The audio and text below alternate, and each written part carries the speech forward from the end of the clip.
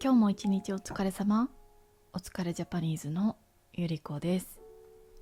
このチャンネルでは日本語を勉強している皆さんと一緒に夜寝る前に日本語と日本文化をゆっくり楽しく学んでいきます。さて、今日のテーマはこちら。教科書に出ないけど日本人が毎日使う言葉。皆さんは日本語を勉強していて、単語の意味はわかるのに、会話になると急に難しいと思ったことはありませんか？例えば、JLPT の勉強では、漢字や文法をたくさん覚えますね。でも、実際に日本人と話すと、なんかとか、一応とか、普通にとか、微妙とか、そういったね、言葉ばっかり出てきて、その意味、辞書に書いてあった意味と違うと感じることがきっとあると思います。そう、例えば私のポッドキャストの中でも何回もね、なんかって言ってる気がします。そういう時に皆さんはね、頭の中にハテナがいっぱい浮かんでいるかもしれません。実は日本人は毎日の会話の中で教科書にはあまり出てこないんだけど、便利な言葉、便利なちょっとね曖昧にするような言葉をたくさん使っています。今日はねこういった言葉を知ることで、これからねそういった言葉を聞き取れるだけではなくて、皆さんの日本語力っていうのもかなり自然になるんじゃないかなって思います。なので今日はその中でも特によく使う言葉を紹介していきます。一つ目、なんか。まずはなんか。これは本当によく使います。多分ね、日本人は人によると思うけど、一日に何十回も使っている人もいるかもしれません。例えば、なんか疲れたとか、なんか違うんだけどねとか、なんか怖いとか、なんかこのお店いいねとか、こんな感じで使います。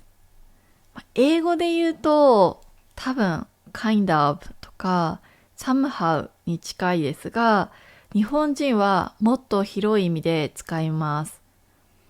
例えば、この映画つまらないっていうとかなり強いです。はい。でも、なんかこの映画私には合わなかったんだよねとか。というとね、少し柔らかくなります。やっぱり日本人は相手を傷つけないようにはっきり言い切らないことが多いので、このなんかをよく使います。例えば恋愛でも、なんか違うんだよねと言われたら、かなり危険です。はっきり理由は言わないけど、あなたと合わないかもという意味ですね。逆になんか好きもあります。これは理由は説明できないけど好きという意味です。なのでなんかは曖昧なんだけど結構ね感情が入っている言葉ですね。実際私のことを自分をね思い返すと、やっぱり言葉を選ぶときによくなんかを使うなって思います。そうだね。そうかもしれない。はい。だから、なんかはクッションみたいな言葉と思って理解したらいいかもしれませんね。はい。二つ目は、一応です。はい。これも日本人が本当によく使います。例えば、一応宿題は終わったよとか、一応お店に連絡しておきますとか、一応レストラン予約しましたみたいに使います。この一応にはね、完璧じゃないんだけど、とりあえずやったよとか、念のためにやったっていうニュアンスがありました。ニュアンスがあります。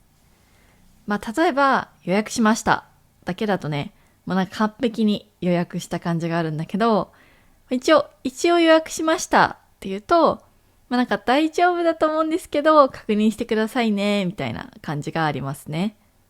はい。あと、一応宿題やったも、合ってるかどうかわからないけど、一応もう宿題は終わったっていう状態ですね。そう。ちょっとね、あと面白いのは、日本人の大丈夫は結構危険なんですけど、この話はね、何回かすでにしてるんですけど、一応大丈夫ですって言われたら 100% 大丈夫ではない場合があります。むしろ少し不安だけど今は大丈夫と言っていることもあります。例えば、ちょっと佐藤さん、後で議事録整理してまとめておいてくれる？もし時間あったらでいいからって言われた時に、わかりました。一応大丈夫ですって言われたら、ちょっとね、本当は時間なくて結構厳しいんだけど、大丈夫って言ってる可能性がありますね。日本人ははっきり無理ですとかできませんと言わないことが多いので、一応がつくと少し曖昧になりますね。はい。そして3つ目、地味に。次は地味にです。地味にじゃないよ。Google の AI の地味にじゃなくて地味にね。はい。地味という言葉だけを見ると、プレインとかシンプルのような意味なんですけど、地味には全然違います。例えば、このお店って地味に美味しいんだよねとか、その機能地味に便利とか、この椅子地味に座りやすいんだけどとか、地味に疲れたねみたいな風に使います。派手ではないんだけど意外といいとか、小さいけど実は大きいとか、ちょっとね、意外性があるような言葉ですね。例えば、このアプリ地味に便利と言われたら、最初は期待してなかったんだけど、毎日使うぐらい便利って感じですね。日本人はね、強く褒めすぎないので、地味に便利はかなり褒めています。海外の人だったらね、うわーすごい、このアプリ最高、I love it、愛してるわ、大好きって感じかもしれないんですけど、日本人は、このアプリ地味に便利だわ、そんな感じですね。はい。なんかめちゃくちゃ便利っていうよりも、むしろね、地味に便利なんですよねっていう方が、リアルに聞こえて、信頼を得やすいこともありますね。はい。4つ目は普通にです。日本語を勉強してる人は普通はね、ノーマルと思うかもしれませんが、もちろんそれも正しいんですけど、日本人の会話では少し違います。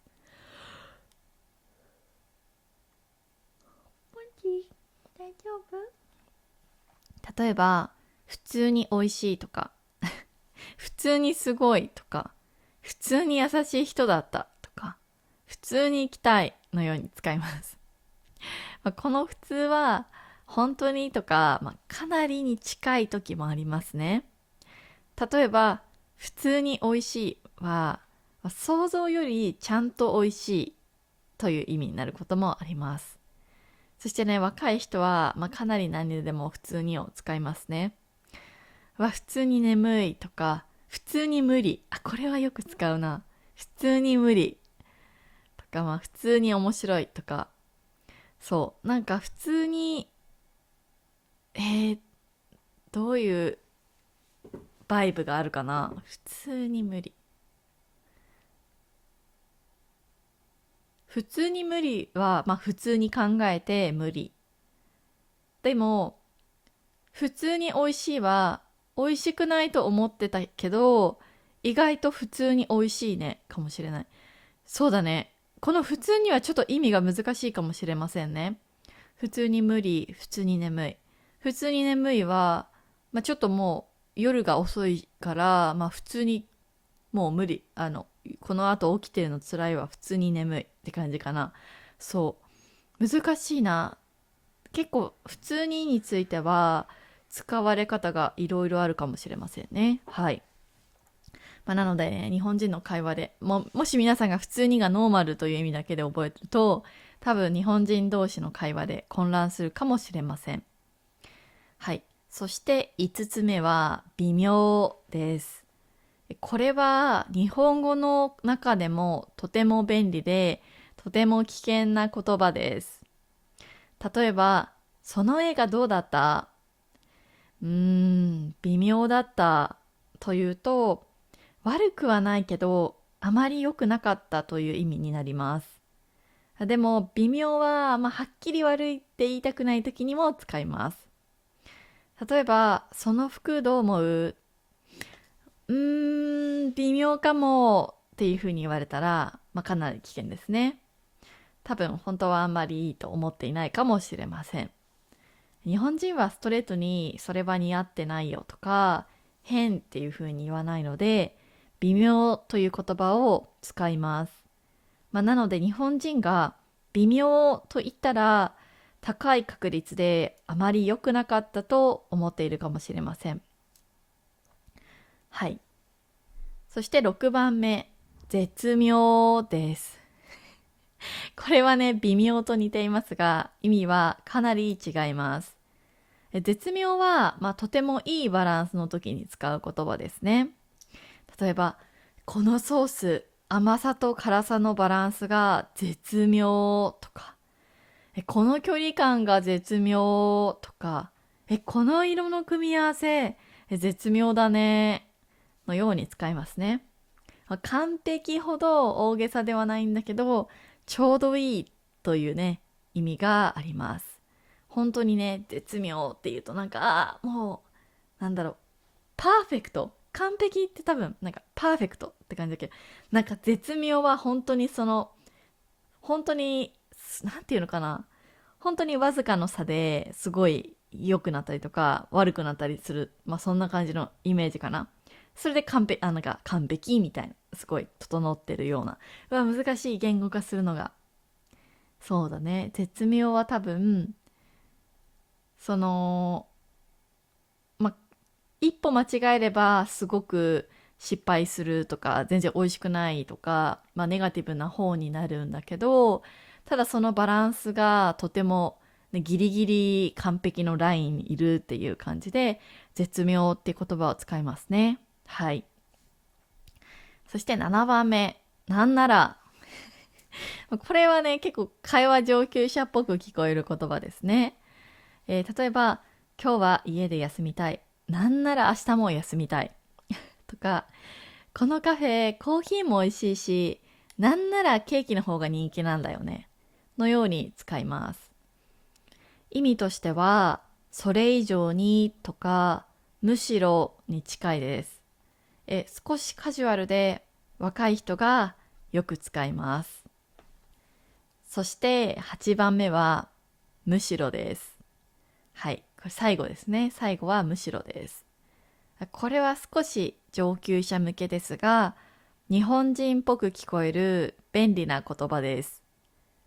例えば、疲れたけど、むしろ楽しかったとか、雨だったけど、むしろ景色が綺麗だったとか、小さいカフェだけど、むしろ落ち着くね、のように使いますね。反対にとか、逆に言うとっていう意味があるかもしれませんね。例えば、人が少なくて寂しいではなくて、人が少ないからむしろ落ち着くというとね、日本人っぽい言い方になりますね。このむしろを使えるとかなり自然な日本語になります。実は日本人っぽく聞こえるのは、難しい漢字や敬語を使っていることだけではありません。こういう小さなね、曖昧な言葉を自然に使えるようになると、一気に会話が自然になります。皆さんは今日紹介した言葉の中で、どれを一番使ってみたいですか？もしよかったらコメントで教えてください。そしてもしこの動画が好評だったら、次回ね、日本人が毎日使うけど外国人には難しい口癖についても紹介したいなって思っています。それでは今日も一日お疲れ様でした。また次の動画でお会いしましょう。おやすみなさい。